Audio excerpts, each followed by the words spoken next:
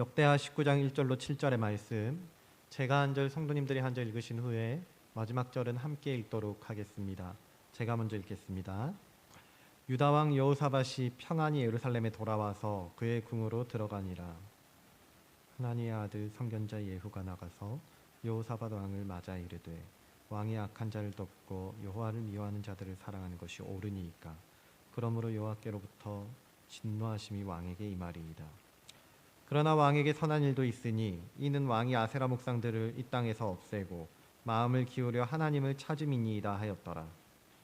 여호사밧이 예루살렘에 살더니 다시 나가서 브엘세바에서부터 에브라임 산지까지 민간에 두루 다니며 그들을 그들의 조상들의 하나님 여호와께로 돌아오게 하고, 또 유다 온 나라의 견고한 성읍에 재판관을 세우되 성읍마다 있게 하고, 재판관들에게 이르되 너희가 재판하는 것이 사람을 위하여 할 것인지 여호와를 위하여 할 것인지를 잘 살피라. 너희가 재판할 때에 여호와께서 너희와 함께 하심이니라. 함께 읽습니다. 그런즉 너희는 여호와를 두려워하는 마음으로 삼가 행하라. 우리의 하나님 여호와께서는 불의함도 없으시고 치우침도 없으시고 뇌물을 받는 일도 없으시니라 하니라. 아멘. 오늘은 남유다의 네 번째 왕인 여호사밧에 대한 이야기를 나눠보려고 합니다. 그는 왕 중에서도 비교적 선한 평가를 받은 왕으로 기록이 되어 있는데요. 아버지 아사가 말년에 부정적인 왕으로 평가되었던 것과는 달리게 여호사밧은 하나님을 경외하며 우상을 제거했고 백성들에게 율법을 가르쳐 하나님 나라를 하나님 중심으로 세워가려 했던 왕이었습니다. 그런데 그런 여호사밧에게도 발목을 잡는 치명적인 단점이 하나 있었는데요. 그것은 바로 어제 본문에 기록된 아합과 맺은 잘못된 동맹이었다는 것입니다. 역대하 18장을 보시면 남유다와 북이스라엘이 혼인 동맹을 맺는 장면이 나옵니다. 여호사밧의 아들 여호람과 아합의 딸 아달랴가 결혼을 하면서 두 나라가 가문적으로 연결되어 버리는 것이죠. 아마 여호사밧은 현실적인 이유를 고려했었을 것 같아요. 이 남유다라는 나라를 지키기 위해서 북이스라엘과 손을 잡아야지 더 안정감이 있을 것 같거든요. 그래야지 안보가 보장되고 지금 누리고 있는 이 부와 명예와 권력과 평화를 오랫동안 지켜낼 수 있을 것이라고 그렇게 생각했을지도 모르겠습니다. 이러한 모습은 마치 아버지 아사가 아람왕 베나다넷에게 의지했던 것과 닮았습니다. 역대하를 쭉 보시면 국제정치가 참 어렵게 느껴질 때가 있거든요. 마치 지금 현재 21세기 현 시대의 2025년 현재의 국제정서와도 비슷하게 정치의 세계에는 영원한 적도 영원한 친구도 없다라는 것이 정말 우리에게 잘 와닿는 말인 것 같습니다. 그래서 남유다도 3대 왕인 아사 때는 북이스라엘과 싸우고 아람과 편을 먹었었지만 4대 왕인 여호사밧 때는 이스라엘과 편을 먹고 아람을 견제하려는 모습을 보이는 것이죠. 그런데 여기서 문제는요, 여호사밧이 손을 잡은 이 아합이라는 인물이 어떤 인물인가라는 것입니다. 이 아합은요, 하나님을 대적하는 왕이었습니다. 열왕기상 16장 30절을 보시면 오므리의 아들 아합이 그의 이전의 모든 사람보다 얼마나 악했으면 그의 이전의 모든 사람보다 여호와 보시기에 악을 더욱 행하였다라고 기록을 하고 있습니다. 그는 바알 숭배를 퍼뜨리고 선지자들을 핍박했던 왕이었거든요. 그래서 여호와 하나님을 노하게 만들었다는, 그 중에서도 역대 왕 중에서 가장 악한 평가를 받는 왕 중에 한 명이 바로 아합이었다는 것이에요. 그런데 여호사밧은 이런 아합과 혼인으로 동맹을 맺었다는 거죠. 비록 믿음과 율법으로 무장을 했지만 눈앞의 현실과 이익 앞에서는 영적인 분별력을 놓쳐버린 겁니다. 그리고 그 결과는 매우 참담합니다. 그는 아합과 함께 길랄라못 전쟁에 나서게 되고 씻을 수 없는 큰 패배를 겪게 됩니다. 오늘은 이 말씀을 통해서 하나님의 백성이 우리가 누구와 동행해야 하는지, 그리고 실수와 잘못을 했다라면 그 실수 앞에서 우리가 갖춰야 할 삶의 자세는 무엇인지 한번 차례대로 살펴보도록 하겠습니다. 먼저 역대하 18장 28절 이하를 보시면 여호사밧이 아합과 함께 전쟁에 참여하는 장면이 등장합니다. 그런데 여기서 이상한 거는요, 1절을 보시면 19장 1절을 보시면 아합은 자기 왕복을 벗어놓고 변장을 했지만 여호사밧에게는 왕복을 입고 그대로 전투에 참여하라고 하는 것입니다. 여기에는 다 이유가 있는데요.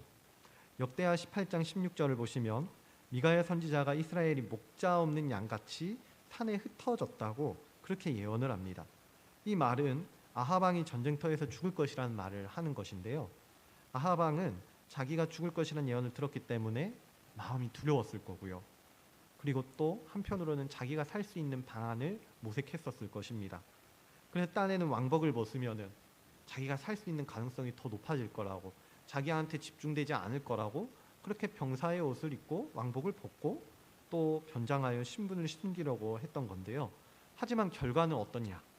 처음에는 아람 군사들이 왕복을 입은 여호사밧을 둘러싸는 것 같습니다. 그리고 여호사밧은 죽을 위기에 처하고요. 마치 이 아합 왕의 꾀가 제대로 먹힌 것처럼 보였을 겁니다. 그런데 역대하 18장 31절, 병거의 지휘관들이 여호사밧을 보고 이르되 이가 이스라엘의 왕이라 하고 돌아서서 그와 싸우려 한즉 여호사밧이 소리를 지르매 여호와께서 그를 도우시며 하나님이 그들을 감동시키시사 그를 떠나가게 하신지라. 여호사밧이요 간신히 소리를 지르며 하나님을 부르짖었을 때 하나님께서는 그 여호사밧을 건져내시는 거예요. 위기의 순간 여호사밧이 붙잡았던 것은 하나님이었고 하나님께서는 그를 건져내시는 겁니다.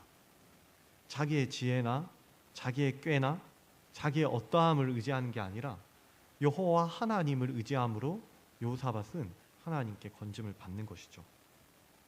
하지만 33절, 한 사람이 무심코 활을 당겨 이스라엘 왕의 갑옷 솔기를 쏜지라. 왕이 그의 병거 모는 자에게 이르되 내가 부상하였으니 내 손을 돌려 나를 진중에서 나가게 하라 하였으나 이 날에 전쟁이 맹렬하였으므로 이스라엘 왕이 병거에서 겨우 지탱하며 저녁 때까지 아람 사람을 막다가 해가 질 즈음에 죽었더라. 자기 꾀를 의지하고 자기 생각을 붙잡고 자기의 능력을 의지했던 이 아합은 끝내 죽음을 맞게 되었습니다. 마치 살 수 있을 것 같았거든요. 그런데 무심코 활을 당겨 쏜 그 아람 군사의 활에 이스라엘 왕 아합은 생명을 거두게 되는 것입니다. 왜냐하면 그는 하나님과 동행하지 않고 자기 자신의 꾀와 우상들과 동행하였기 때문입니다. 하나님과 동행하는 것이 아니라 이 땅의 다른 것들과 동맹을 맺었던 것이죠. 반면 성경은 여호사밧이 평안히 예루살렘에 돌아와서 그의 궁으로 들어갔다라고 기록을 하고 있습니다.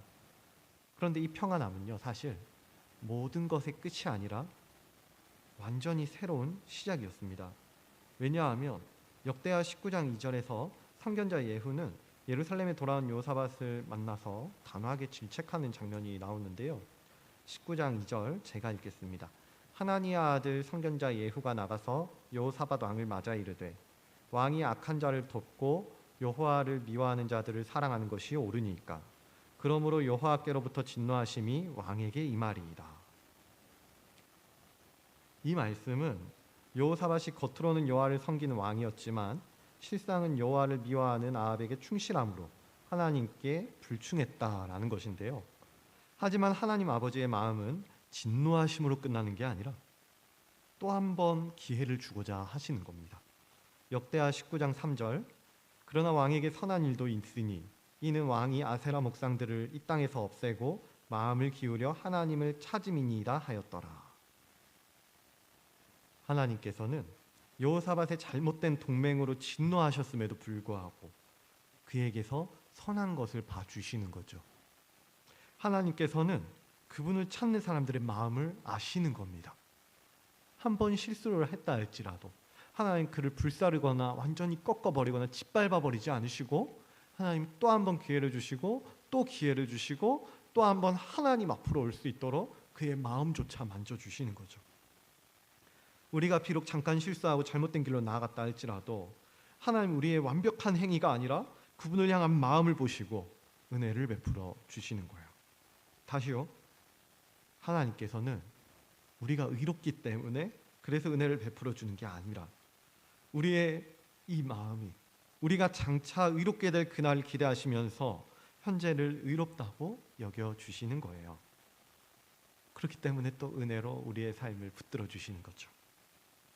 그렇다면 하나님의 은혜를 받은 우리는 이제 어떻게 반응을 하면 좋을까요? 다시요. 하나님의 은혜를 받은 사람은 이제 어떻게 살아가야 하는 걸까요? 여호사밧은 예후의 질책 앞에 변명하거나 좌절하지 않고 곧바로 겸손한 마음을 품고 회개를 하기 시작합니다. 그가 한 일은 단순히 종교적인 의식을 반복하는 게 아니었습니다. 여호사밧은 나라 전체의 영적이고 사회적인 시스템을 완전히 개혁하는 일을 하는데요. 전쟁과 환난이 있기 전의 상태로 되돌리는 게 아니라, 실수하기 이전의 상태로 돌리는 게 아니라, 영적으로나 외적으로나 완전히 개혁하여 이전보다 더 나은 것으로 발전하고 부흥하고 그렇게 더 회복해가는 그 개혁을 여호사밧은 행하는 것입니다. 그러므로 하나님의 은혜를 맛본 사람은 교회 안에서의 예배를 넘어 우리가 속한 공동체, 직장, 학교 등 모든 영역에서의 정의와 공의의 개혁에 힘쓸 수 있어야 합니다. 분명 우리는 또 실패할 것입니다. 분명 넘어질 것이고 또 실수할 겁니다. 그러나 그 순간 우리가 깨달아야 할 것은요, 하나님께서 여전히 우리의 마음을 바라보고 계시다는 사실이에요. 하나님께서는 여전히 우리가 돌아오기를 원하고 계시고 우리의 마음이 선함을 찾고 계시다는 거죠. 우리가 정말 하나님을 찾는 진정한 예배에 마음을 쏟았다고 한다면 전쟁터 가운데 무너져가는 우리를 하나님 또 한 번 일으켜 세우시고 은혜를 베푸실 것입니다. 상실한 마음 가운데, 쓰러진 인생 가운데, 도저히 발견할 수 없는 그런 소망 가운데서도 우리가 하나님을 찾는다고 한다면, 내 상황과 환경과 처지가 어떠하든 그곳 가운데 하나님을 붙잡는 그 마음이 있다고 한다면 하나님 그곳 가운데서 나의 선함을 발견해 주실 것입니다.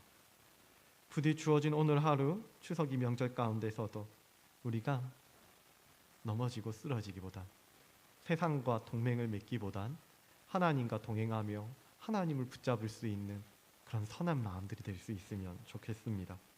그래서 여호사밧처럼 하나님의 손에 붙들려 예배가 개혁되고 삶이 개혁되는 은혜로운 열매 또한 발견할 수 있는 우리 모두가 될 수 있기를 우리 주 예수 그리스도의 이름으로 간절히 소원합니다. 기도하겠습니다.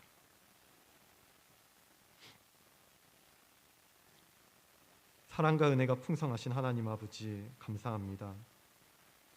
오늘은 여호사밧처럼 하나님을 경외하고 살고 싶었으나 눈앞의 현실과 이익 앞에서 쉽게 타협하려 했던 우리의 모습을 되돌아봅니다. 하나님보다 세상이 주는 안정과 평안을 의지하고 신앙의 원칙보다 사람과의 관계를 더 두려워했던 우리의 연약함을 긍휼히 여겨 주시옵소서. 그래서 우리의 걸음이 때로 잘못된 동맹과 판단으로 흔들리고 있을 때 그 순간도 우리를 버리지 마시고 주님을 붙잡게 하여 주셔서 다시 부르시고 계시는 하나님의 자비를 발견하게 하여 주시옵소서. 우리 안에 하나님을 향한 진실한 마음을 회복시켜 주시고 그 마음으로 가정과 교회, 학교와 일터에서 공의와 정의가 세워지는 새로운 개혁을 이루어가게 하여 주시옵소서. 그리하여 이 예배가 회복되고 삶이 회복되고 우리 마음이 세상과의 동맹이 아니라 하나님과 동행 안에서 굳게 세워지는 은혜의 역사를 경험케 하여 주시옵소서. 이 모든 것 감사드리며 우리 주 예수 그리스도의 이름으로 기도드리옵나이다. 아멘. 이 시간 우리 들었던 말씀을 기억하시면서 두 가지 제목을 놓고 함께 기도했으면 좋겠습니다.